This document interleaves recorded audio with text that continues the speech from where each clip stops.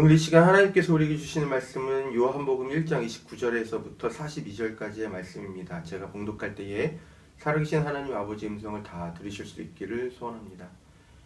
다음날 요한은 예수께서 자기에게 오시는 것을 보고 말하였다. 보시오, 세상 죄를 지고 가는 하나님의 어린 양입니다.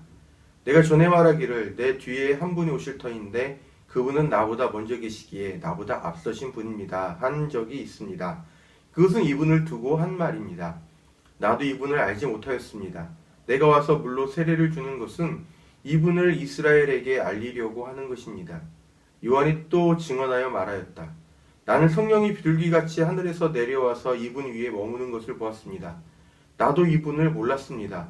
그러나 나를 보내어 물로 세례를 주게 하신 분이 나에게 말씀하시기를 성령이 어떤 사람 위에 내려와서 머무는 것을 보거든 그가 바로 성령으로 세례를 주시는 분임을 알아라 하셨습니다. 그런데 나는 그것을 보았습니다. 그래서 나는 이분이 하나님의 아들이라고 증언하였습니다. 다음날 요한이 다시 자기 제자 두 사람과 같이 서 있다가 예수께서 지나가시는 것을 보고서 보아라, 하나님의 어린 양이다 하고 말하였다. 그 두 제자는 요한이 하는 말을 듣고 예수를 따라갔다. 예수께서 돌아서서 그들이 따라오는 것을 보시고 물으셨다. 너희는 무엇을 찾고 있느냐? 그들은 랍비님 어디에 묵고 계십니까? 하고 말하였다. 랍비는 선생님이라는 말이다. 예수께서 그들에게 대답하셨다. 와서 보아라. 그들이 따라가서 예수께서 묵고 계시는 것을 보고 그날을 그와 함께 지냈다. 때는 오후 4시쯤이었다. 요한의 말을 듣고 예수를 따라간 두 사람 가운데 한 사람은 시몬 베드로와 형제간인 안드레였다. 이 사람은 먼저 자기 형 시몬을 만나서 말하였다. 우리가 메시아를 만났소. 메시아는 그리스도라는 말이다. 그런 다음에 시몬을 예수께로 데리고 왔다. 예수께서 그를 보시고 말씀하셨다. 너는 요한의 아들 시몬이로구나. 앞으로 너를 게바라고 부르겠다. 게바는 베드로 곧 바위라는 말이다. 아멘. 주님께서 주시는 말씀입니다. 와서 보아라 라는 제목으로 오늘 주신 말씀을 함께 참고하고자 합니다. 주현절 후 둘째 주일을 맞이하는 오늘 우리는 우리 앞에 놓인 복음서의 말씀으로부터 다른 복음서에서는 읽지 못했던 내용들을 만납니다. 그것들을 크게 두 가지로 볼 수가 있는데 하나는 예수께서 세례를 받으실 때의 일들이 세례 요한의 증언을 통해서 소개되고 있다는 것이고 다른 하나는 세례 요한의 제자들 가운데 두 사람이 예수님을 따르게 되었다라고 보도하는 내용입니다. 오늘 이 말씀을 통해서 하나님께서 우리로 하여금 깨닫게 하시는 말을 우리가 깨달아 알 수 있게 되기를 빕니다. 29절에서 34절까지의 말씀을 먼저 보면 여기에 어딘가 어색한 부분이 있다라는 것을 발견하게 되죠. 보다 정확하게 말하면 그것은 내용상의 모순이라고 말할 수 있습니다. 내용은 이러합니다. 요한은 군중 속에서 그에게로 나오시는 예수님을 보면서 이렇게 말했습니다. 세상 죄를 지고 가는 하나님의 어린 양입니다. 그가 이렇게 말했다는 것을 보면 그는 이미 예수께서 누구인지를 알고 있었다라는 것을 전제하죠.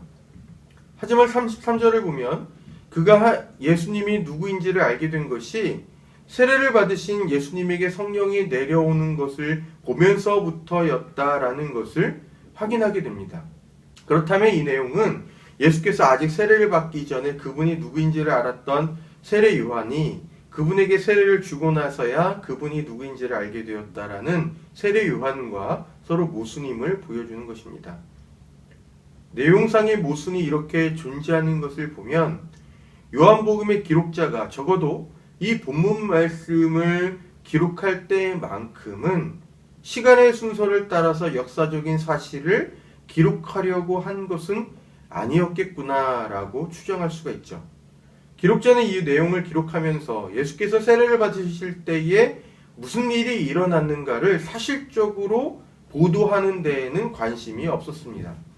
대신에 그는 예수님이 누구인가를 세례 요한의 증언이라는 형식을 통해서 그의 독자들에게 말하고자 했어요.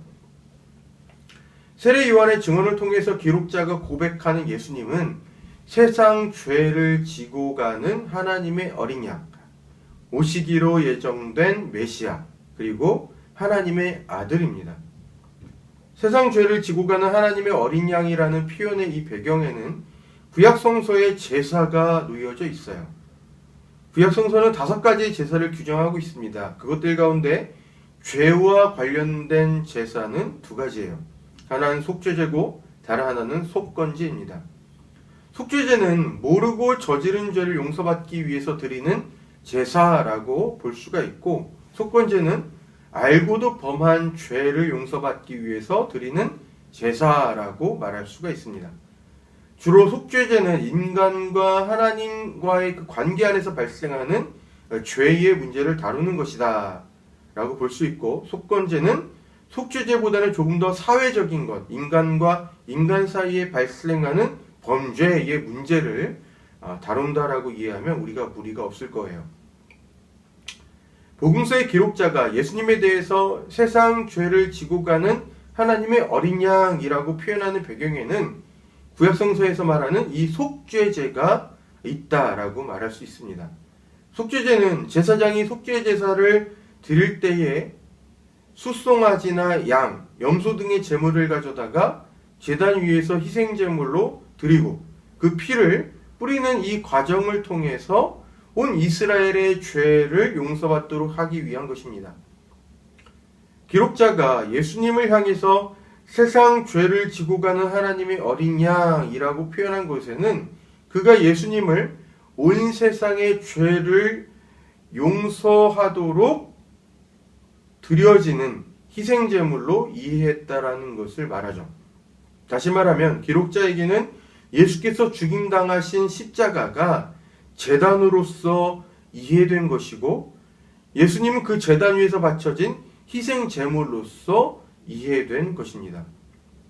예수께서 십자가 위에서 죽임을 당하시고 피를 흘리신 것을 바라보는 이 기록자의 이러한 이해는 사실적인 것이 아니라 신앙적인 것이죠. 신앙적인 관점을 가지지 못한 사람에게 있어서 예수께서 십자가 위에서 매달려 죽임을 당하시고 피를 흘리신 것은 한 유대인 혁명가가 정치적인 살해를 당한 것으로 이해되거나 아니면 그저 한낱 인간의 죽음이라는 사건으로 이해될 수도 있습니다. 그렇지만 신앙의 눈으로 이 사건을 바라보면 그것은 세상의 죄를 짊어진 하나님의 어린 양이 희생제물로 바쳐진 사건으로서 해석이 되는 것이죠. 신앙의 관점을 가진 것과 그렇지 못한 것 사이에서 발견되는 이러한 인식의 차이는 이러한 예로서 쉽게 이해될 수 있습니다. 어느 맞벌이 부부가 있어요. 아침 출근할 때만 해도 싱크대에 가득 차 있던 설거지거리들이 아내가 퇴근을 하고 와서 보니 깨끗하게 설거지가 되어 있습니다. 이 간단한 사건을 사실적인 진술로 표현하면 아침까지만 해도 싱크대에 쌓여있던 설거지거리들이 저녁에 와서 보니 깨끗하게 설거지되어 있었다 정도로 표현할 수가 있습니다. 그런데 이것이 아내에게는 이렇게 해석될 수가 있죠. 나에 대한 남편의 사랑이 여전하구나. 똑같은 사건을 두고서 해석이 이렇게 달라질 수가 있는 것입니다. 기록자는 예수께서 십자가 위에서 죽임을 당하시는 것을 보고서 온 세상의 죄를 담당하시고 희생제물로 드려진 것으로 이해하였어요. 희생제물이 속죄 제사의 제물로 드려짐으로써 온 이스라엘의 회중의 죄가 용서되었다라고 선포된 것처럼 예수께서 속죄 제사의 희생제물로서 드려짐으로 온 세상의 죄가 용서되었다라고 믿는 것이 곧 기독교의 신앙입니다. 이러한 신앙의 관점을 인정하고 받아들이지 않는 이상은 예수님을 통해서 하나님께서 이루신 구원의 의미를 이해하거나 믿을 수가 없죠. 기독교 신앙에서 죄는 죽음의 궁극적인 원인으로서 여겨지는 것이기 때문에 죽음의 문제를 해결하기 위해서는 먼저 그것의 궁극적인 원인이 되는 죄의 문제를 해결해야만 하는 것입니다. 그렇기 때문에 죄의 문제가 해결된다라는 것은 곧바로 죽음의 문제 또한 해결된다라는 것과 같죠. 기록자가 예수님을 일컬어서 세상 죄를 지고 가는 하나님의 어린 양이라고 말한 데에는 예수님을 통해서 죄의 문제가 사라졌다고 하는 그의 신앙의 고백이 전제되어 있습니다. 그러면 죄의 문제가 해결됨으로써 죽음의 문제는 어떠한 국면을 맞이하게 되는 것일까? 물어볼 수 있죠. 인간의 모든 행위를 근본적으로 구속하던 죽음의 문제가 죄의 문제가 해결됨으로 인해서 해결됨으로써 이제는 죽음이 더 이상 인간의 행위를 구속할 수 없게 되었습니다. 그렇지만 예수님의 십자가 위에서의 죽음에 담긴 이 신앙적인 메시지를 인식할 수 없는 사람에게 있어서는 죽음은 여전히 마치 종이 호랑이와 같은 두려움의 근원으로서 작용할 것입니다.